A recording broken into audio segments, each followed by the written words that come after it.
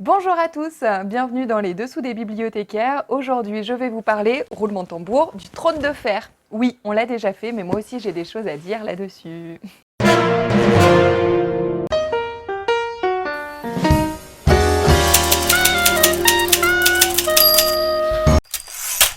J'ai lu tous les volumes actuellement publiés du Trône de Fer. Et ça déjà, en soi, c'est plutôt un exploit parce que c'est extrêmement long. Alors c'est extrêmement long, c'est pas pour ça que c'est ennuyeux. J'ai eu envie de faire une vidéo sur le Trône de Fer parce que justement, c'est un roman qui fait pas du tout l'unanimité et mon collègue qui a fait précédemment une vidéo dessus a plutôt été défavorable à ce roman. J'y ai passé plusieurs mois et j'ai eu beaucoup de mal à décrocher. Ça a été très très difficile de voir la fin arriver. J'ai vraiment été prise dans l'histoire.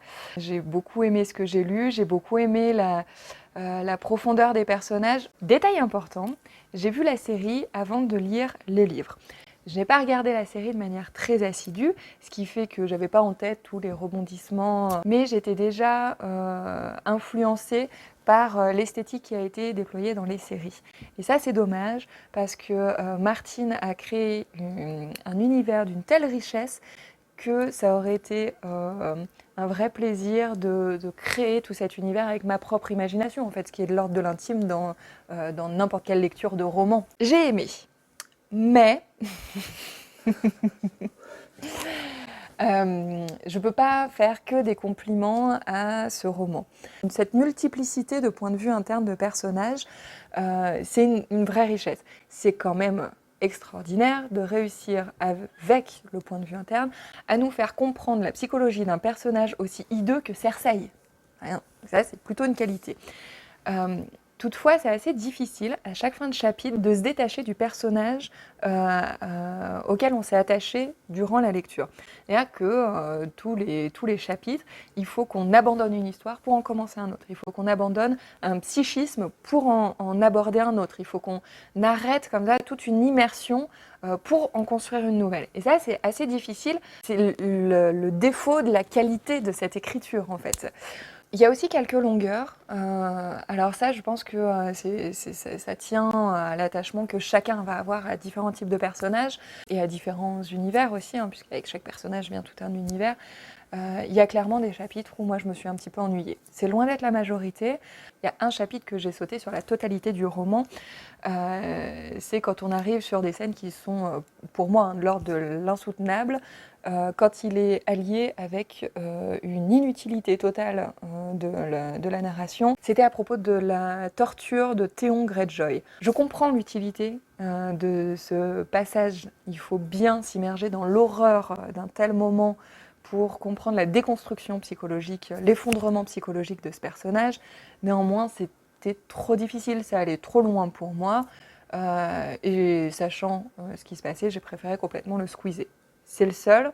Bon, il aurait pu être fait autrement. Après, c'est l'écriture de Martin. Il y a une qualité de l'écriture qu'on ne retrouve pas du tout dans la série. Alors, la série, je sais que c'est déploiement type blockbuster, tout ça, on en a plein les mirettes. Voilà, ça manque un petit peu de finesse, souvent. Et ça, on le retrouve dans le livre. Par contre, ça, on a cette dimension-là dans les livres. Je ne vais pas réussir à faire une vidéo sans vous parler de féminisme, mais alors les personnages féminins qui fantasment sur la violence sexuelle et le viol tout court, moi là ça j'en ai ri, j'ai préféré en rire, c'est une absurdité totale, surtout comment dire, le viol est pas omniprésent mais pas loin dans les romans, c'est déjà difficile à lire, qu'en plus des femmes qui s'épanouissent dans leur sexualité fantasment là-dessus, c'était à mon avis idiot. Martin a su créer des psychologies assez profondes, assez bien construites, assez complexes. Là, c'était naze. Voilà. Pas d'autre mot. J'insiste sur les défauts parce que c'est ceux que j'ai notés. Je garde en tête, moi, un excellent souvenir de ces livres. Une chose aussi à noter, je les ai en partie lus et en partie écoutés. Le livre audio est de très bonne qualité, le lecteur nous immerge complètement et en fait on l'entend pas, ce qui est la plus grande qualité qu'on puisse trouver à un lecteur de livre audio, donc je vous le conseille aussi et ça permet un petit peu d'avancer. Encore une fois je le dis, c'est long de tenir jusqu'au bout, mais pour moi c'était un vrai plaisir. J'entends tout à fait l'argument que Martine a volé la vedette à d'autres écrivains de fantasy, et j'ai tellement aimé ces livres que du coup j'espère me délecter de prochaines lectures de fantasy. Je vais certainement me diriger vers Robin Hobb. Voilà, je vous en dirai plus dans quelques temps. Merci d'avoir suivi une nouvelle vidéo de notre booktube, et l'équipe de la bibliothèque vous dit à la semaine prochaine.